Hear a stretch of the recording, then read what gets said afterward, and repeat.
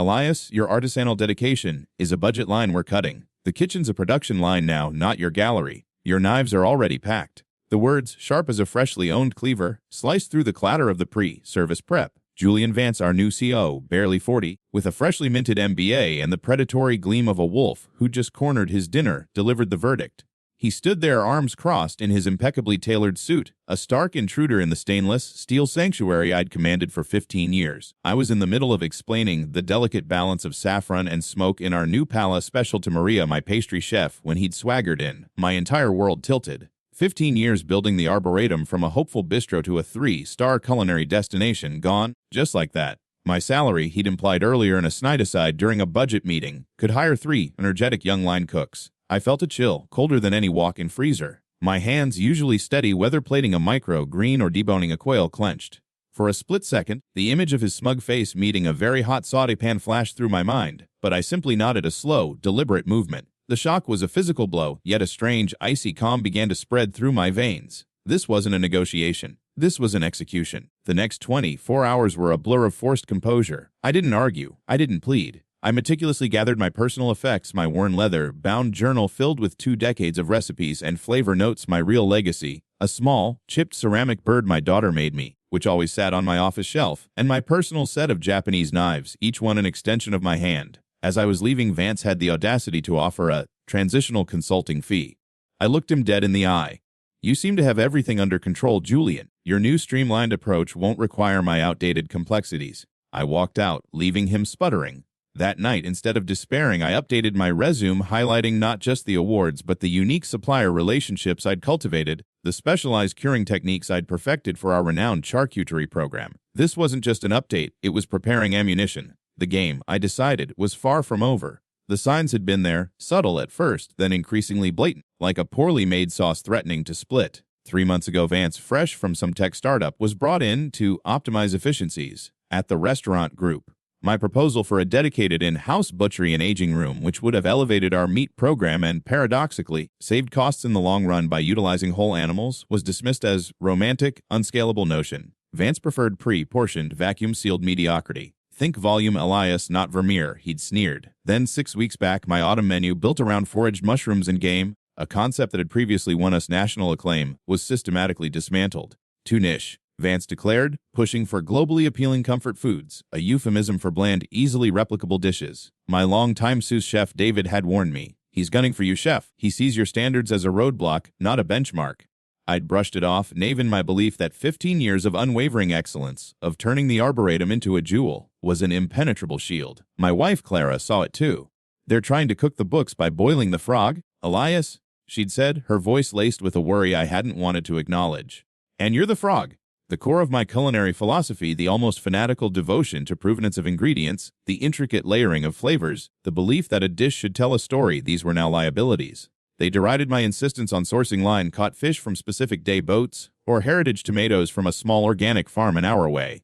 "A tomato is a tomato, Elias," Nance once exclaimed, waving a spreadsheet. "The margin on this generic hydroponic is 30% better." He didn't understand that the soul of the Arboretum wasn't in his spreadsheets. It was in the sun-ripened sweetness of that specific tomato, a flavor profile his optimized sourcing could never replicate. I remembered when old Mr. Harrington, the original owner, first hired me.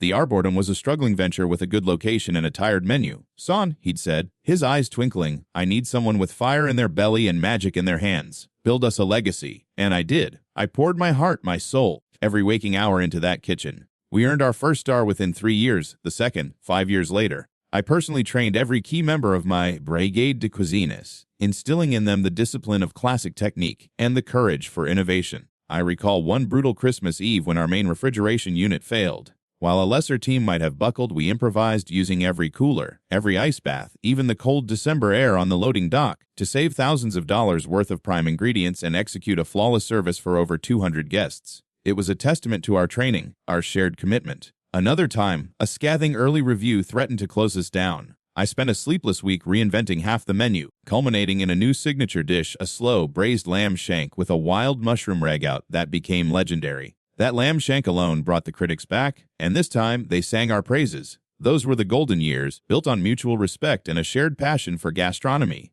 Now that loyalty, that history felt like ash in my mouth, swept away by a man who probably thought a coulis was a type of cloud. Vance was the Chudruten destroyer, a captain of cost-cutting, blind to the iceberg of reputational damage dead ahead. He represented the new breed of soulless corporate raiders masquerading as innovators. Where Mr. Harrington saw passion and artistry, Vance saw payroll liabilities and ingredient overhead. His mantra was scalable solutions and optimized workflows, which translated to frozen pre-prepped vegetables, centralized sauce production, read bland and generic, and a de-skilling of the kitchen. We're not running a culinary school, Elias. He'd barked when I argued for continued investment in staff training. The most jarring conflict came 3 weeks before my dismissal. He announced, without consulting me, a new express lunch menu, microwavable paninis and pre-made salads. I confronted him, arguing it would decimate the brand, that our clientele came for an experience, not a fast food C-grade replica. He laughed. Elias, your Michelin stars don't pay the quarterly dividends. Volume and velocity do. His disdain for the craft, for the very essence of what made the Arboretum special, was a daily insult. It was clear he wasn't just changing the menu, he was trying to erase its soul, and mine with it. The Zosso noose tightened incrementally. First, my budget requests for specialty ingredients were consistently denied or drastically cut. Then, my authority over menu development was subtly undermined, with Vance bringing in consultant chefs, usually Instagram food influencers with more followers than actual kitchen experience, to propose trendy, the read cheap and flashy dishes. My long-standing purveyor relationships, built on trust and a shared commitment to quality, were bypassed in favor of massive, impersonal food service conglomerates. Then came the whispers, the carefully planted rumors that I was resistant to change, not a team player, too old, school. The final brutal, Nunchla death by 1,000 cuts, moment arrived a week before my firing. My signature dish, the aforementioned lamb shank, which had graced magazine covers and drawn diners from across the country, was reimagined by one of Vance's bright young sparks. It appeared on the menu as a deconstructed lamb slider, a pathetic, over-processed mockery served on a stale brioche bun. When I saw it, something inside me just snapped. Not in an outburst, but a quiet, profound break. I realized then that any attempt to reason, to fight for the integrity of my work, was utterly futile. They didn't want my expertise. They wanted my scalp, a trophy for their cost-cutting crusade. My heart, once fiercely protective of my culinary domain, simply went cold. I was already a ghost in my own kitchen. The day after I walked out, Clara found me staring blankly at the garden. "What now?" she asked softly. "Now?" I said, a grim smile touching my lips. We watched the sauté collapse. And collapse it did, with astonishing speed. Within 3 weeks, the first wave of disastrous online reviews hit. Tasteless. Overpriced cafeteria food. What happened to the Arboretum's magic? My old sus chef, David, who'd stayed on torn but needing the job, sent me cryptic texts. Service is chaos. New guys can't handle the pressure. They tried your scallop ceviche with pre-cooked shrimp. Sarami! The intricate dance of a high-end kitchen, the flawless ice mise in place. The intuitive understanding between stations, it had all evaporated. The complex systems I'd built, the very muscle memory of the kitchen, had atrophied under Vance's streamlined regime. The charcuterie program I'd poured my soul into, discontinued. Too much effort, was the official line. The meticulously curated wine list, decimated, replaced by mass market plonk with higher margins. A month into my unwilling retirement, my phone buzzed. Julian Vance. I let it go to voicemail. Elias, it's Julian. Look, we're experiencing some transitional hiccups with the fall menu. The critics are coming in next week for a re-review. The new team, well, they could use a bit of your classic touch. Just a few days of consulting. Generous fee, of course. His voice, usually so cocksure, now held a quaver of desperation. I almost laughed. I simply deleted the message. Clara raised an eyebrow. The first rat sniffing around the sinking ship, she mused. Something like that, I replied, calmly sipping my coffee. I wasn't going to make it easy. Let them stew in the thin, flavorless broth they'd created. 2 days later, a call came from a number I didn't recognize. Mr. Thorne. This is Isabel Moreau of Moreau Hospitality. My heart gave a little jump. Moreau Hospitality was legendary for its portfolio of boutique luxury hotels, each with a destination restaurant that was a testament to quality and innovation. I heard you recently became available, she said, her voice warm and direct. I've admired your work at the Arboretum for years. That saffron risotto you did back in 18. Sublime. We're looking for a new culinary director for our flagship property, the Serafina, and potentially to oversee the culinary vision for our entire group.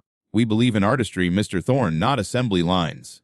We met the next day. Isabel Moreau was a woman who exuded quiet power and an undeniable passion for genuine ars gastronomy. She didn't talk about margins or optimization. She talked about creating unforgettable experiences, about nurturing talent, about the integrity of ingredients. She offered me a position with full creative control, a substantial budget, a team eager for strong leadership, and a salary that made Vance's offer look insulting. We want you to build something extraordinary, Elias, she said. Something that lasts. I accepted on the spot.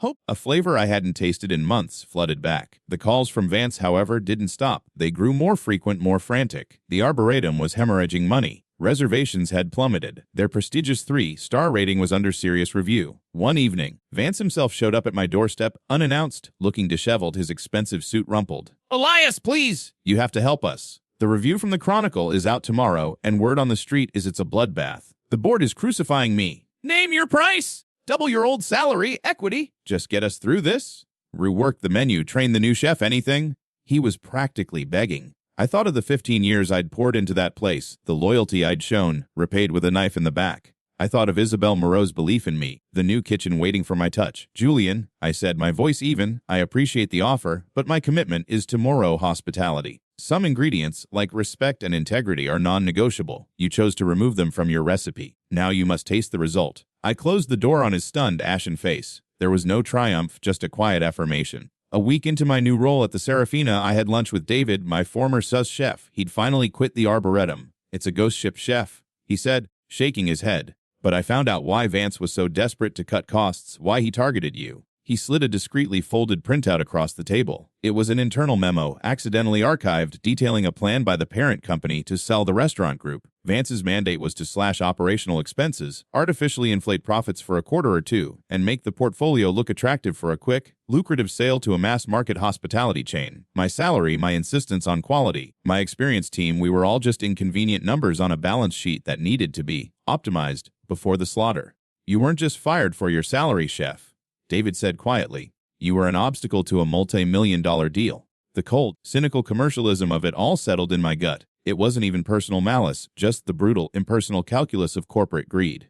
The Arboretum's fall from grace was swift and brutal. The Chronicle's review was scathing, stripping it of 2 stars overnight. "A culinary tragedy," the headline screamed. From gastronomic gem to generic cafeteria. Bookings dried up, staff morale hit rock bottom. Meanwhile, at the Serafina, we were soaring. My new autumn menu, celebrating the very foraged ingredients in game Vance had scorned, was an instant hit. We received a glowing review in a national magazine, praising the rebirth of a culinary master and the uncompromising commitment to quality. Isabel Moreau gave me free rein, and the kitchen hummed with a renewed sense of purpose and creativity. We were sourcing from the best local farms, instituting a rigorous training program, and the buzz around the Serafina was electric. We were rapidly becoming the new benchmark for fine dining in the city. The final act for the Arboretum came 6 months after my departure. Unable to recover from the reputational damage and financial losses, the parent company sold the entire restaurant group, not for the inflated price Vance had schemed for, but for pennies on the dollar, to a budget hotel consortium known for its all-you-can-eat buffets.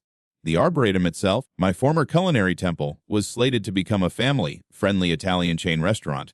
Julian Vance was unceremoniously fired, a footnote in the corporate carnage he'd orchestrated. There was no joy in hearing this, just a quiet sense of inevitability. At the Serafina, we were already looking to expand. Our success was undeniable. One afternoon, Isabel Moreau called me into her office. "Elias," she began, a thoughtful expression on her face, "the old Arboretum building is up for lease. The Italian chain idea fell through. It's a prime location, despite its recent tarnish." I felt a strange stirring. "What are you thinking, Isabel?" "I'm thinking," she said, her eyes meeting mine, "that perhaps under the Moreau banner, with the right vision, it could be reborn. A new concept built on integrity from the ground up, and I can't think of anyone better to spearhead that vision than you. If you're interested, of course. You would have complete control and the chance to truly erase the stain of what they did." The irony was potent. To return to that space not as a supplicant, but as a conqueror, a rebuilder. "My condition, Isabel," I said slowly, "is that we do it right. No compromises. We build a new legacy there, one rooted in the principles they abandoned: absolute quality, respect for the craft, and nurturing talent. And we document every single standard operating procedure, every recipe, every supplier agreement. No more indispensable single points of failure." She smiled. "I expected nothing less, Elias. That's why you're here." A year later, Phoenix, as we'd named the new restaurant in the old Arboretum space, was the most talked about opening in a decade. We hadn't just restored the location, we'd transformed it. The design was brighter, the kitchen open and gleaming, a testament to transparency and skill. We'd even incorporated a small culinary library and training space for young chefs. My role had evolved. I was now the executive culinary director for Moreau Hospitality, overseeing 3 critically acclaimed restaurants, including Phoenix, and a burgeoning apprenticeship program. I spent my days mentoring, innovating, and ensuring that the culture we'd built, one of excellence, respect, and continuous learning, thrived. The demons of my past, the bitterness of Vance's betrayal, had faded. replaced by the quiet satisfaction of creation and the joy of seeing young chefs flourish under my guidance. Julian Vance, I heard, was struggling to find another executive position. His reputation for short-sighted destruction had ironically become his legacy. As for me, I found a profound peace. My value hadn't been extinguished by his dismissal. It had merely been waiting for the right soil to bloom again. Sometimes the best revenge isn't a bitter counterattack, but the quiet, irrefutable eloquence of sustained success, built on the very principles your detractors sought to destroy. True artistry, in cuisine as in life, always finds its audience. My final word on the matter: let your work speak so loudly you cannot hear what they say.